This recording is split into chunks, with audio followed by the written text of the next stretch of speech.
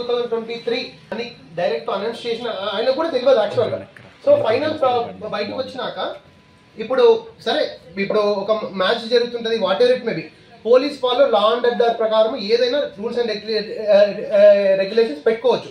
కానీ ఈయనకు తెలియదు, ఈయనను అభిమానించే వాళ్ళందరూ ఒక 1000 మందో 10,000 మందో వచ్చిండ్రు. దాన్ని కంట్రోల్ చేయాల్సిన బాధ్యత పోలీస్ అథారిటీస్ది, ఈయనది కాదు.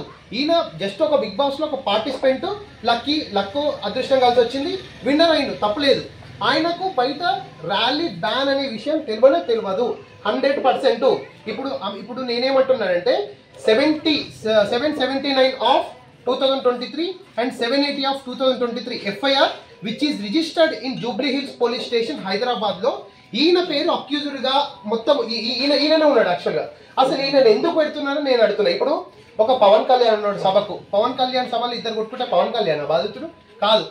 చిరంజీవి సభలో కొట్టుకుంటే ఇప్పుడు కేసీఆర్ సభలే ఉన్నాడు, కేసీఆర్ సభలో కొట్టుకుంటే కేసీఆర్ బాధితుడు కాదు.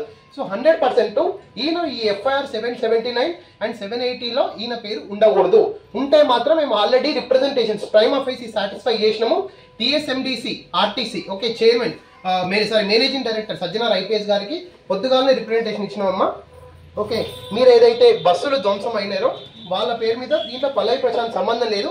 నిజంగా మీరు CCTV హైదరాబాద్లో లక్షలు కాదు కోట్లు CCTVలు ఉన్నాయి, దాంట్లో వెరిఫై చేసుకోండి.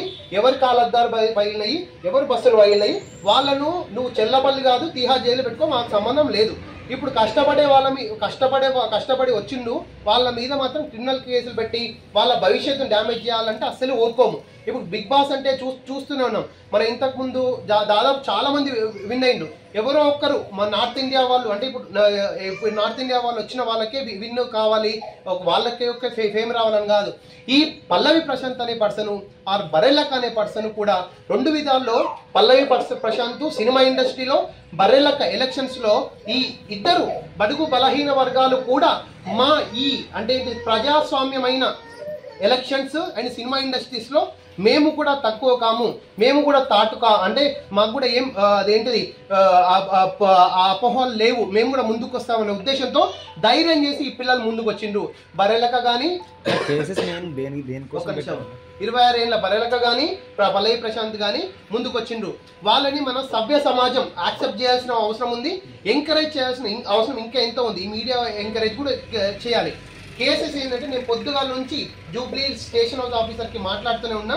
ప్రతి ఒక్క FIR యాక్చువల్గా నువ్వు తెలంగాణలో ఏ పోలీస్ స్టేషన్ అని చూడండి, FIR కంపల్సరీ 24 గంటల లోపల ఆన్లైన్ అప్డేట్ అవుతుంది. కానీ జూబ్లీ హిల్స్లో 779 and 780 స్టిల్ ఇంకా అప్డేట్ కాలే, ఇంకా ఏం రాసిందని తెలియదు. బట్ పల్లవి ప్రశాంత్ మీద కేసు అయితే ఈ 2 రిజిస్టర్ల ర్యాలీ వద్దని చెప్పినా సరే ర్యాలీ చేశారు కదా. ర్యాలీ వద్దని, అవును కరెక్ట్ అండి, ర్యాలీ వద్దని నీకు తెలుసు నాకు తెలుసు, ఆయనకేం తెలుసు పల్లవి ప్రశాంత్ కి, ప్రశాంత్ అనే వ్యక్తికి ర్యాలీ వద్దని తెలియదు లోపల.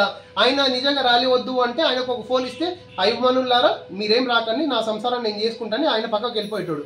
వేరే వాళ్ళు వస్తే ఆయనకేం సంబంధము? ఇప్పుడు దీంట్లో అమర్దీప్ అపోనెంట్సే కావాలని చేసి దీని మీద ఉండదు అని అదో ఆ కోణంలో ఎందుకు అంటే ఆలోచించొద్దు అని నా క్వశ్చన్ యాక్చువల్గా. ఇప్పుడు లా అంటే 360 డిగ్రీల నుంచి ఆలోచిస్తామండి. అమర్దీప్ ప్రత్యర్థులే ఇది చేయించారని నమ్మకం అంటే అపోహ కూడా లేదు కదా. సో 100% మేమైతే ముందుకెళ్తున్నాము. ఇట్లాంటి పల్లవి ప్రశాంత్ అని కాదు, బడుగు బలహీన వర్గాలు ఎవరు వచ్చినా సరే వాళ్ళకి ఎలాంటి ఆటంకాలు వచ్చినా మేము ఊరుకోము.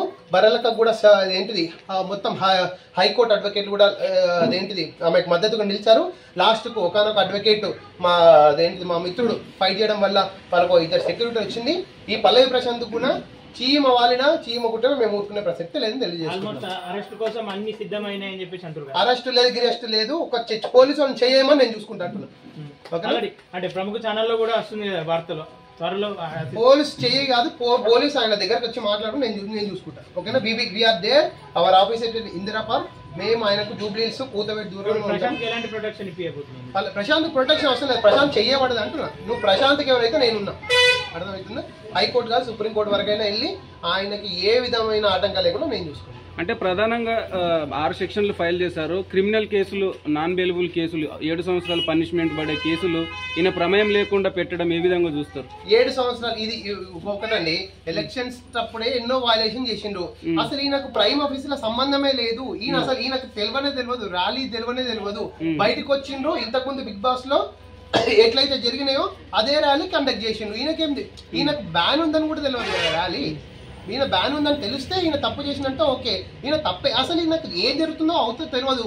బిగ్ బాస్ అనే ప్రైజ్ ఇచ్చిండు, తీసుకొని వచ్చిండు, 10 మందికి చూపించుకున్నాడు. దానిలో ఈయన తప్పేమో. అదే సార్, ఈయన ప్రమేయం లేకుండా క్రిమినల్ నాన్ బెయిలబుల్ కేసులు పెట్టడం ఎంతవరకు కరెక్ట్? లేదండి, నాన్ బెయిలబుల్ కేసులు పెడితే మాత్రం హైకోర్టులో 482, 486 ప్రకారం క్వాష్ పిటిషన్ వేసుకొని మరి నేను క్యాన్సిల్ చేపిస్తాను. Okay sir, thank you sir.